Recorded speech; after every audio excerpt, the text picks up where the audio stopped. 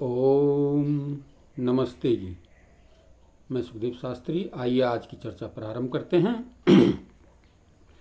ऋग्वेद के 10वें मंडल के 39वें सूक्त का दूसरा मंत्र है ओम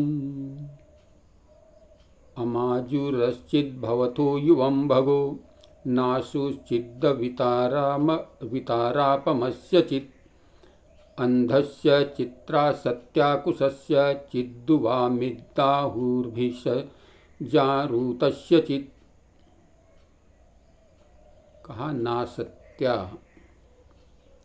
कभी भी परस्पर असत्य मिथ्या भाषण और अनुचित आचरण न करने वाले युवम तुम दोनों अर्थात पति पत्नी, अमाजुरः घर में वृद्धावस्था पर्यंत सहचारी बनकर, घर में ही कहा गया है वृद्धावस्था पर्यंत सहचारी बनकर, भग भवथ सर्वानंद युक्त जीवन व्यतीत करो,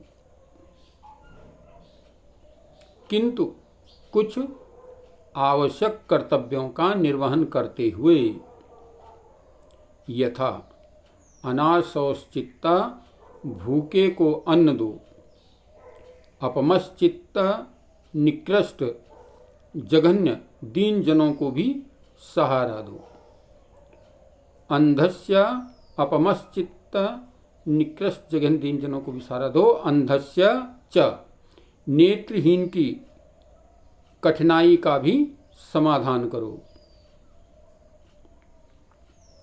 कृशस्य चित्त दुर्बल और अशक्त के भी अवितारा भवथ रक्षक बनो, युवाम तुम दोनों पति पत्नी को लोग रूतस्य चित रोग पीड़ित को भिषजा चिकित्सा द्वारा अवितारा कष्ट निवारक आहु कहते हैं।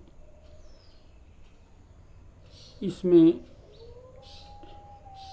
इस मंत्र में विशेष प्रकार से वानप्रस्थियों के लिए चर्चा की गई है कि जो वानप्रस्थ में न जा सकें वो दोनों पति पत्नी क्या करें, घर में ही रहते हुए। कहा कभी भी परस्पर असत्य मिथ्या भाषण और अनुचित आचरण न करने वाले, कभी भी जो है असत्य मिथ्या झूठ है ना भाषण और अनुचित आचरण, किसी भी प्रकार का अनुचित कर्म न करने वाले तुम दोनों पति पत्नी क्या करो, घर में वृद्धावस्था पर्यंत सहचारी बनकर, दोनों समान रूप से एक दूसरे के सहचारी बनकर के, एक दूसरे के सहायक बनकर के सर्वानंद युक्त जीवन व्यतीत करो। सर्वानंद युक्त यानी आनंद युक्त, सब प्रकार से आनंद देने वाला हो, ऐसा जीवन व्यतीत करो। किंतु अब यहाँ पर देखो एक कुछ प्रश्न लगा दिया है, कुछ आवश्यक बातें बता दी गई हैं। कहा किंतु कुछ आवश्यक कर्तव्यों का निर्वहन करते हुए, गृहस्थ में रहते हुए भी वानप्रस्थी बन करके तुम कुछ विशेष नियमों का पालन करते हुए, निर्वहन करते हुए, यथा अनाशौश्चित्त भूखे को अन्न दो। अब तुम्हारा परिवार पर कोई वो नहीं, भार नहीं, तुम्हारे पास जो कुछ बचा है उसमें से क्या है, भूखा कोई व्यक्ति आता है तो उसको अन्न खिलाने का प्रयत्न करो, प्रयास करो, उनको भोजन दो, भूखे को भोजन दो, निकृष्ट जघन दीन जनों को भी सहारा दो, और जो निकृष्ट लोग हैं, दीन हैं, बेसहारा लोग हैं, जिनका कोई सहारा नहीं, इनको भी सहारा दो, इनको भरपेट भोजन दो, अन्न दो, वस्त्र दो आदि जो है इनका सहारा करो।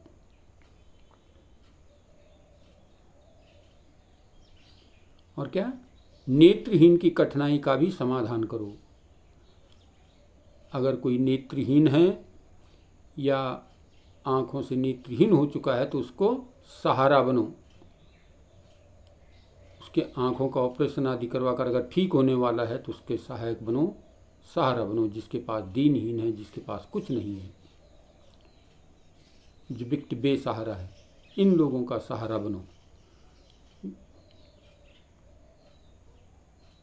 दुर्बल और अशक्त के भी रक्षक बनो, और जो दुर्बल है, कमज़ोर है, अशक्त है, जिसके पास इतनी शक्ति नहीं, उसके रक्षक बनो। उसको कोई दूसरा अगर परेशान करता है, दुखी करता है, छेड़ता है, तो उसके रक्षक बनो, उसके सहायक बनो, उसकी रक्षा करने वाले बनो।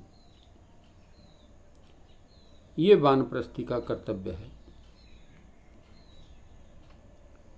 तुम दोनों पति पत्नी लोगों को नहीं, तुम दोनों पति पत्नी को लोग, यानी समस्त संसार के लोग जिनका तुम उपकार करोगे, रोग पीड़ित को चिकित्सा द्वारा कष्ट निवारक कहते हैं। तुम्हें जो है लोग इस प्रकार से फिर आपकी चर्चा करेंगे कि आप जो है दूसरों के कष्ट निवारण करने वाले हो चिकित्सा द्वारा, यानी उनके कष्टों को हरने वाले हो, उनके रोगों को दूर करने वाले हो, यानी वैद्य आदि के पास ले जा कर के चिकित्सा के द्वारा उनका जो है तुम जो है कष्ट हरने वाले हो, ऐसा तुमको कहते हैं।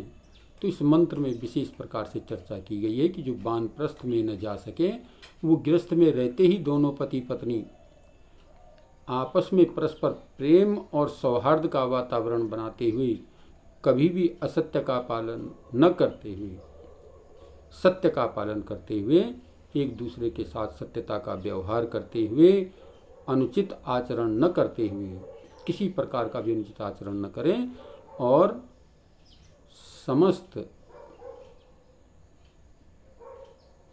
परिवार में सुख और शांति का माहौल बनाते हुए, सौहार्द बनाते हुए, हम जो है गरीबों के, दीनों के, अंधों के, दुखियों के सहायक बने, रक्षक बने।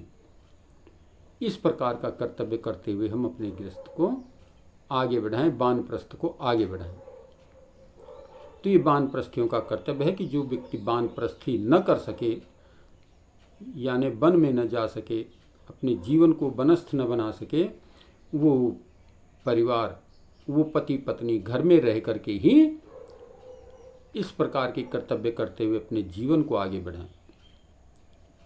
धर्म के मार्ग पर चलते हुए, दीन दुखियों की सहायता करते हुए, निर्बलों की सहायता करते हुए, अंधों की सहायता करते हुए हम अपने जीवन को उन्नतमय बनाएं। तभी लोग जो है हमें, आपको क्या कहेंगे कि ये दुखों का निवारण करने वाले हैं, हमारे कष्टों को हरने वाले लोग। इस प्रकार से आपकी चर्चा होगी, प्रशंसा होगी। और ये काम जो है ऋषि दयानंद ने बखूबी निभाया। एक माता को देखा कि अपने बालक को लपेट करके, कपड़े पर लपेट करके ले जा रही है, और यमुना में, गंगा में जा करके उसको बहा दिया और कपड़े को निकाल करके ले आई। तो उनका मन बड़ा द्रवित हुआ, दुखित हुआ।